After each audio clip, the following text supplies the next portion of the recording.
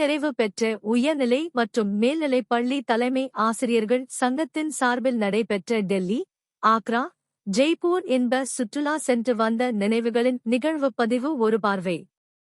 பிப்ரவரி 21, 2026 முதல் பிப்ரவரி 25, 2026 வரை. நாள் 1 சனிக்கிழமை. பிப்ரவரி 21, 2026 காலை 7 மணி மதுரை விமான நிலையத்திற்கு வருகை. காலை சிறப்பு உணவு விமான நிலையத்தில் வழங்கப்பட்டது. சிற்றுண்டி முடித்து காலை 9 மணி இண்டிகோ விமானத்தில் டெல்லி நோக்கி பயணம். நண்பகல் 12:05 டெல்லி வந்தடைந்தோம். மாலை 2:45 மணி ஹோட்டல் செக் இன். லஞ்ச் மாலை 4 மணி. அமைதி, தியானம் மற்றும் மத நல்லிணக்கத்தின் அடையாளமாக விளங்கும் பஹாய் மதத்தின் வழிபாட்டுத்தலமாக 1986 இல் தாமரை மலர் வடிவில் தாமரை மலர் போல் வெள்ளை பளிங்கு கற்களால் 9 குளங்கள் மற்றும் அழகிய கண்கவர் மலர்கள் கொண்ட பூங்காவுடன் கட்டப்பட்ட லோட்டஸ் டெம்பிள் ஐ ஆச்சரியத்தோடும் மகிழ்ச்சியோடும் பார்வையிட்டோம். இது காஜி மந்திர் மெட்ரோ நிலையம் அருகில் உள்ளது. இரவு 7 மணி. புது தில்லியின் மைய பகுதியில் முதலாம் உலகப் போர் 1914 முதல் 1919 வரை உயிர்நீத்த சுமார் 70,000 முதல் 90,000த்திற்கும் மேற்பட்ட இந்திய இராணுவ வீரர்களின் நினைவாக கட்டப்பட்ட ஒரு போர் நினைவுச்சின்னமாக விளங்கும் இந்தியா கேட் பார்வையிட்டோம். மேலும் ஜனாதிபதி மாளிகை, இந்திய பாராளுமன்றம் கட்டிடங்களை சிறிய தொலைவில் கண்டுகளித்தோம். Night halt at Delhi.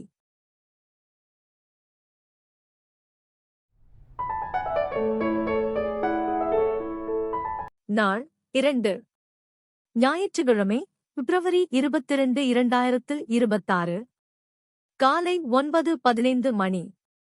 ஆப்கானிஸ்தானின் கோர் பகுதியை மையமாகக் கொண்டு ஆட்சி செய்த முகம்மது கோரி கிபி 1191 மற்றும் 1192 இல் நடந்த தாரேன் போர்களில் பிருத்விராஜ் சௌஹானை எதிர்த்து போரிட்டு டெல்லியில் துருக்கிய பேரரசை நிலைநிறுத்தி இந்தியாவில் முஸ்லிம் ஆட்சிக்கு வித்திட்டவர்.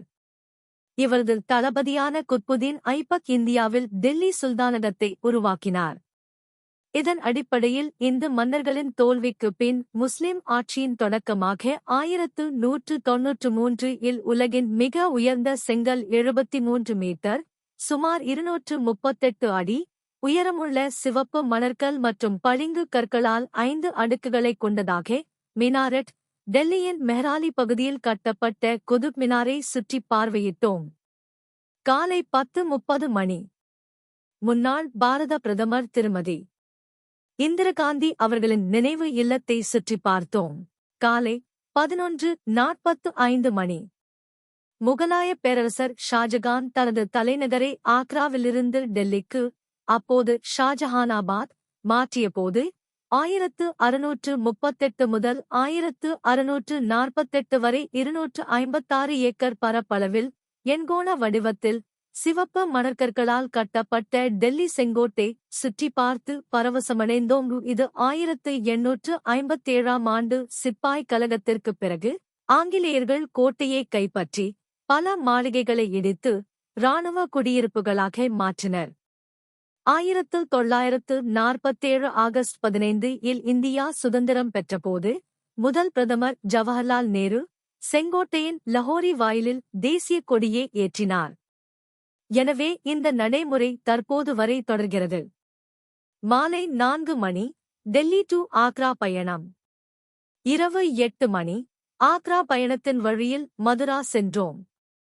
அங்கு மதுராவை ஆண்ட கம்சனின் அரண்மனை சிறைச்சாலையில் வசுதேவர், தேவகி தம்பதியருக்கு ரோகிணி நட்சத்திரத்தில் 8வது குழந்தையாக கிருஷ்ணர் பிறந்த ஜென்ம பூமி சென்று ஸ்ரீ கிருஷ்ணர் மற்றுமங்கு பளிங்கு கற்களால் வண்ணமயமாக கட்டப்பட்டுள்ள கோவிலில் பளிங்கு கற்களில் செதுக்கிய அழகிய கண்ணன் ராதை திருவுருவத்தை வணங்கினோம்.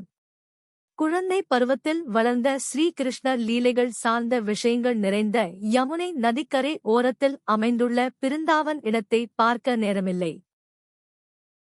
நாள் 3 திங்கள்கிழமை பிப்ரவரி 23, 2026 காலை 9 மணி.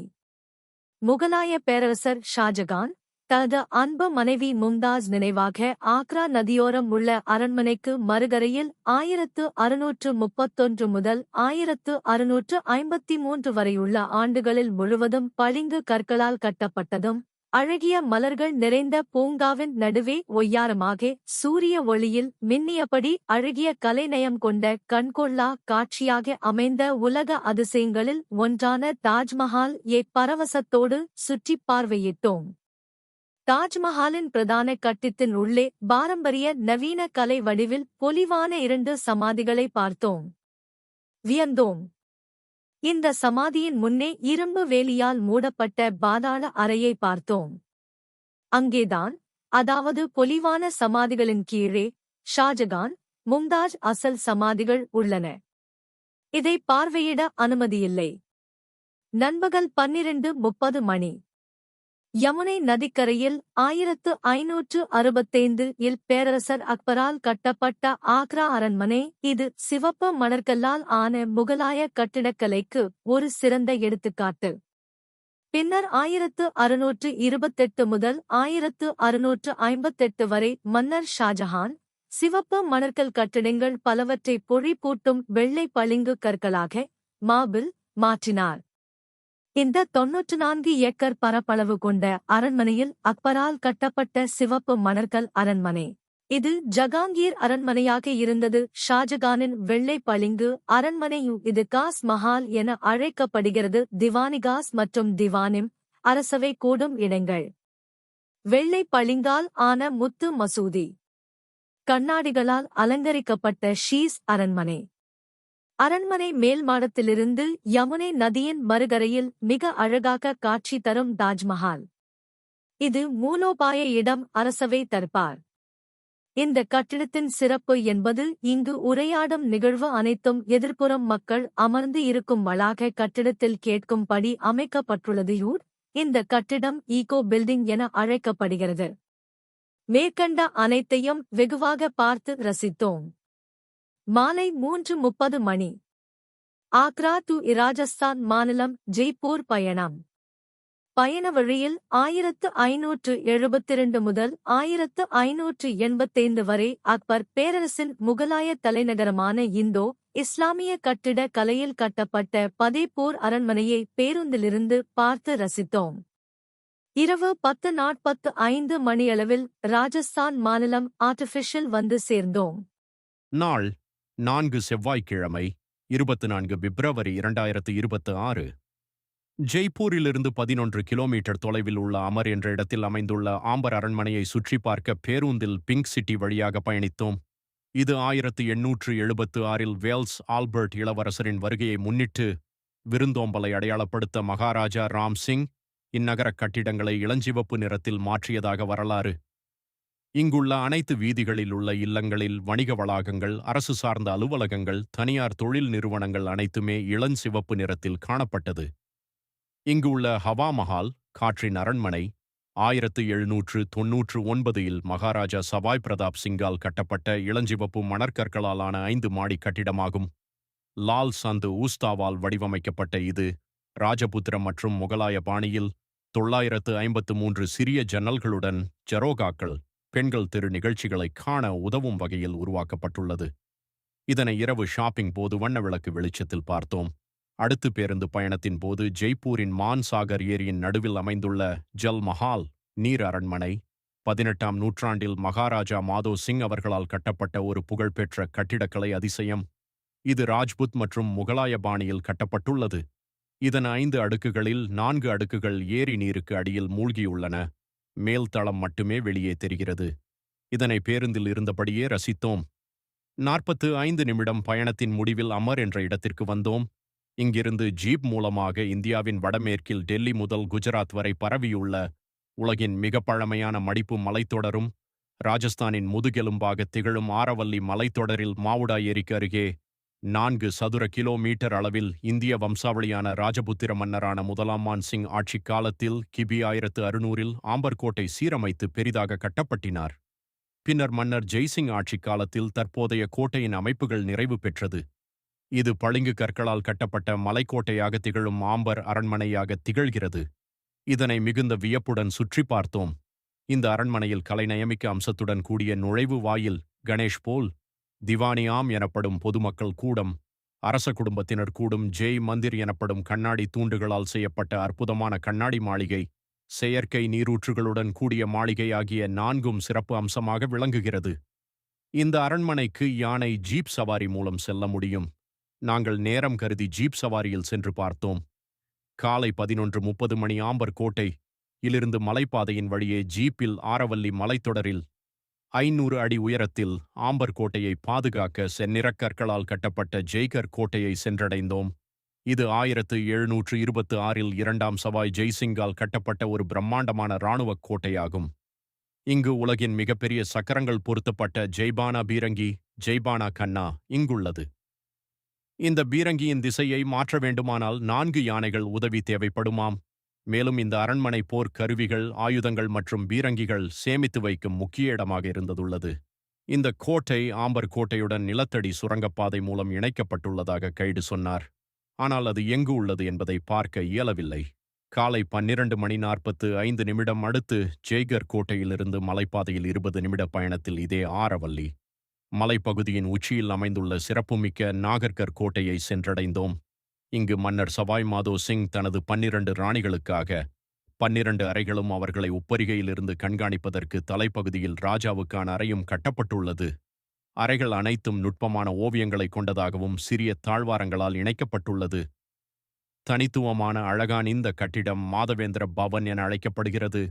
இது அரசரின் கோடைக்கால மாளிகையாகும். இந்த மாளிகை ராணிகள் ஜெய்ப்பூர் நகர வீதிகளை பார்த்து ரசிப்பதற்காக மலை உச்சியில் கட்டப்பட்ட மிக பிரமாண்ட அரண்மனை.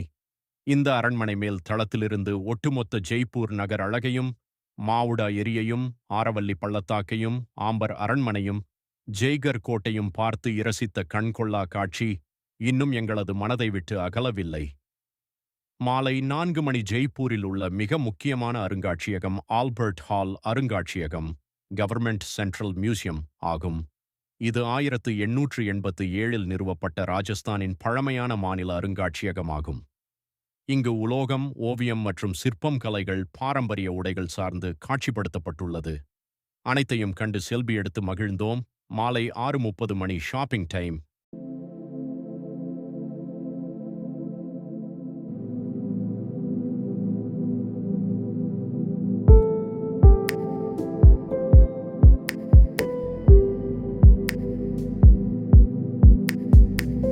நாள் 5 புதன்கிழமை, பிப்ரவரி 25, 2026. காலை 9:30 மணி. தண்ணீர் பற்றாக்குறை காரணமாக ஆம்பர் அரசவை ஜெய்ப்பூருக்கு மாற்றியவுடன் மன்னர் 2ஆம் சவாய் ஜெய் சிங் என்பவரால் 1727இல் கட்டுமானம் தொடங்கப்பட்டு 1732இல் நிறைவடைந்த ஜெய்ப்பூர் அரண்மனை சிட்டி பேலஸ் சென்றடைந்தோம். அரண்மனையின் முகப்பில் மிகவும் நேர்த்தியாகவும் கலைநயத்துடன் கட்டப்பட்டுள்ள பிரிதம் நிவாஸ் சவுக் எனும் 4 முக்கிய வாயில்கள், மயில், தாமரை, லஹரியா மற்றும் ரோஜா உள்ள இடம் மிக பிரமிப்பாக இருந்தது. ஒவ்வொரு வாசலும் ஒரு பருவத்தை குறிக்கிறது மற்றும் கண்கவர் வேலைப்பாடுகள் கொண்டது. இந்த அரண்மனை வளாகத்தில் சந்திர மஹால், முபாரக் மஹால் அருங்காட்சியகம், கோவிந்த் தேவ்ஜி கோவில் உள்ளது. இங்குள்ள உட்புற நுழைவு வாயில் கண்கவரும் வகையில் சிறந்த வண்ணம் தீட்டிய அழகிய வளைவு கொண்டதாகும். முபாரக் மஹால் கட்டிட கலையின் சிறப்பம்சமாக பளிங்கு தூண்களால் தாங்கும் பல கூம்பு வடிவ வளைவுகள் வர்ணம் பூசப்பட்டு பார்ப்பதற்கு கண் கவரும் வகையில் இருந்தது. இங்கு மன்னர்கள் முக்கிய விருந்தினர்களை சந்திக்கும் இடம். கங்கை நதி நீரை எடுத்துச் செல்ல பயன்படுத்தப்பட்ட 2 பெரிய வெள்ளி ஜாடிகள் உள்ளன. பார்ப்பதற்கு மிகவும் அழகாக இருந்தது. சந்திர மஹால் 7 தளங்கள் கொண்டது. இவ்வரண்மனை அழகிய ஓவியங்கள், பல நிற கண்ணாடி வேலைப்பாடுகளுடன் கூடிய பூக்களால் ஆன சுவர்கள், தரைகள் கொண்டது. ஆனால் இங்கு தற்போது இவ்வரண்மனை ஜெய்ப்பூர் மன்னர்களின் வழித்தோன்றல்களின் வாழிடங்களாக உள்ளதால் தரைத்தளத்தை பார்வையிட மட்டுமே பொதுமக்கள் அனுமதிக்கப்படுகின்றனர். மேல் மாடம் அனுமதி கட்டணமாக நபருக்கு ரூபாய் 5000. எனவே நாங்கள் அங்கு செல்லவில்லை. அடுத்து இதன் அருகே உள்ள வானவியல் கருவிகளை உள்ளடக்கிய ஜந்தர் மந்தர் சுற்றிப் பார்க்க சென்றோம். உலகின் மிகப்பெரிய கல்லாலான சூரிய மணிகாட்டி, சக்கர இயந்திரம் 4 அரைவட்ட விற்களின் மீதமைந்த நிழற்கடிகார குச்சியின் நிழல் ஒரு நாளின் 4 வெவ்வேறு பகுதிகளின் நேரத்தைக் காட்டும் வகையில் சூரியனின் சாய்வைக் காட்டுவது. தட்சிண பெட்டி இயந்திரம் உச்சி தூரம், ஏற்ற கோணம் ஆகியவற்றை அளவிடுவது. திகம்ச இயந்திரம் சூரிய உதயத்தையும் மறைவையும் கணக்கிடுவது. திசை இயந்திரம் போன் பல்வேறு இயந்திரம் உள்ளது. மேலும் 9 ராசிகளுக்கான நிலவு அமைப்பை கட்டிட கலை மூலம் அமைந்துள்ளது. மிகவும் வியக்கத்தக்கதாக இருந்தது. மாலை 2:45 மணி. ஜெய்ப்பூர் விமான நிலையம் பயணம். மாலை 3:40 மணி. விமானம் நிலையம் வந்தடைந்தது. மாலை 5:45 மணி. விமானம் ஜெய்ப்பூரிலிருந்து சென்னைக்கு புறப்பட்டது. இரவு 8:10 மணி. சென்னை வருகை. அங்கிருந்து டிராவல்ஸ் மூலம் பிப்ரவரி 26, 2026 காலை மதுரை வருகை. இன்ப சுற்றுலா இனிதே நிறைவடைந்தது. மீண்டும் அடுத்த சுற்றுலாவில் சந்திப்போம்.